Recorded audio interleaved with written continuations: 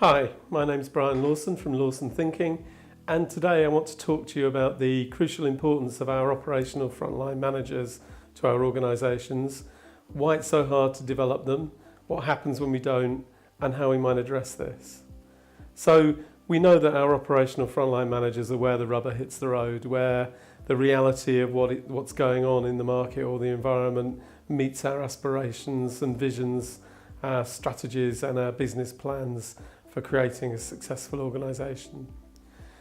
Operational frontline managers are often the most networked individuals in an organisation, both inside and outside the organisation, and therefore they're often a really rich source of what's happening, how things are changing, and how best we might respond to that as an organisation.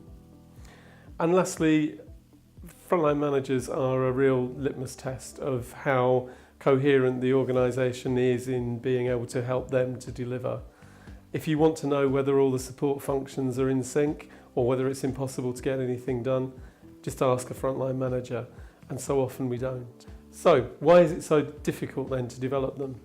Well, the short answer is because we can't get to them, and often they don't want to be developed. They like being busy, as Henry Mintzberg's research has demonstrated, and actually our organisations like to keep them in situ to make sure the show stays on the road. So managers on the programs that I run, particularly those that work in environments which are characterised by risks and uncertainties, often don't have a minute to themselves. They get followed to the toilet, their meetings are constantly interrupted, their inboxes are full and growing, there's an ever-growing list of people who they need to get back to, and the organisation wants those responses and reports by the end of the day. Thank you very much. And to some extent this is fine, except that managers left to their own devices tend to develop some really bad habits which aren't helpful. So they can get caught up in that urgent reactive mindset. So they're responding to everything quickly, everything's a drama, or they're not able to differentiate between what's urgent and what's important, so they just respond to the tasks and activities that are in front of them between 7 in the morning and 6 at night. And they tend to become responsibility magnets, so they develop a belief that it's quicker that I do it myself, and so instead of delegating they actually take on more tasks, both from their teams and from other colleagues, and this means that they can end up living in a constant state of distracted anxiety. This impacts on the team and creates a negative feedback loop.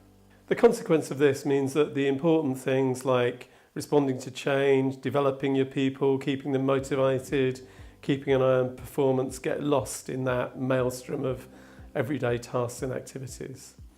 And the demands of this often mean that they become isolated and separated from their peer managers, even those that they share an office with. So what I find helps is developing communities of practice and coaching support with managers who work together as part of a change or development programs. So I always work with managers who need to work together, and obviously this can be quite challenging and tricky at the start, but getting to managers together who depend on each other is the best way to build a community of practice. In order to build a community of practice, people need to be able to work through the conflicts and the disagreements and the histories between them in order to be able to move on to build a shared identity and a shared understanding. And when we do this, we can improve people's performance, they can share explicit knowledge, and this often results in really rapid improvements.